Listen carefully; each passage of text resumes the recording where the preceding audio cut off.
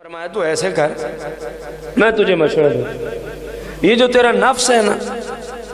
اپنے نفس کی اصلاح کو لازم کر۔ اصل میں سارا سسٹم اس نفس پر کھڑا ہے۔ آپ دیکھیں اولیاء اور علماء ساری زندگی اسی نفس کو ذبح کرتے کرتے کرتے دنیا سے تشریف لے گئے، یہی کام کرتے رہے ساری زندگی۔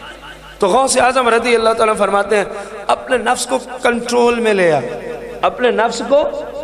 کنٹرول میں لے آ۔ حضور یہ کیسے کنٹرول میں آتا؟ فرمایا یہ جو بھی کہے نا خلاف شرع، تو نے اس کے خلاف کر دینا۔ یہ کہے نا آج عشاء کی نماز نہیں پڑھنی، ٹھیک ہے، تو عشاء کی نماز بھی پڑھ اور 7 10 20 رکعتیں اور نفلی بھی پڑھ دے، تاکہ اس کو سمجھ آئے آئندہ یہ مشورہ نہیں دینا، ورنہ کام خراب ہو جائے گا۔ ورنہ کام، اگر یہ تجھے صبح کی نماز سے روکتا تو تہجد کے ٹائم اٹھ کے پہلے نفل پڑھ، اس کو ذلیل کر، اپنے نفس کو سزا دے، پہلے تہجد پڑھ پھر فجر کی نماز پڑھ۔ کل کو جو مرضی ہوگا تجھے یہ نہیں کہے گا فجر کے لیے نہیں اٹھنا،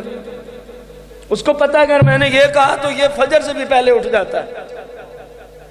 جیسے جناب غوث اعظم رضی اللہ تعالیٰ عنہ صرف بیان نہیں دیے آپ نے عمل بھی کر کے دکھایا ہے۔ آپ ایک عرصہ گزر گیا تھا، 15 سال روایت میں آتا ہے، حضور غوث اعظم رضی اللہ تعالیٰ عنہ نے ہر رات ایک ٹانگ پہ کھڑے ہو کے 15 سال ہر رات قرآن پاک کا ایک ختم فرماتے رہے ہیں۔ ایک اوپر والی منزل پہ جا کر ایک دن چڑھ رہے تھے سیڑھیوں، تو دل میں آیا یار اتنا عرصہ ہو گیا سویا نہیں ہوں، نفس نے ڈالا، فرمایا اچھا تو مجھے یہ مشورہ دیتا ہے، آگے پیچھے تو اوپر والی منزل پہ کھڑے ہوتے تھے نا، اب سیڑھیوں پہ چڑھتے جا رہے ہیں، ایک قدم رکھا ہے ایک اٹھایا ہوا ہے، فرمایا تو نے مجھے یہ مشورہ دیا آج سونا ہے، آج کہیں تجھے سیڑھیوں پہ ذلیل نہ کروں تو مجھے عبدالقادر نے کہا۔ شیخ عبدالقادر جیلانی وہیں سیڑھیوں پہ کھڑے ہو گئے، فرمایا اب ہم سے لے کر والناس یہیں قرآن ختم ہوگا، کل کو تو مجھے یہ نہیں کہے گا کہ سونا ہے۔ فرمایا قید کر نفس کو، اس کو ذلیل کر،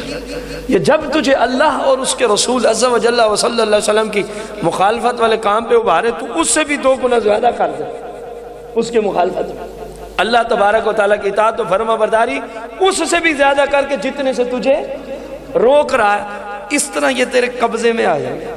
اس طرح یہ تیرے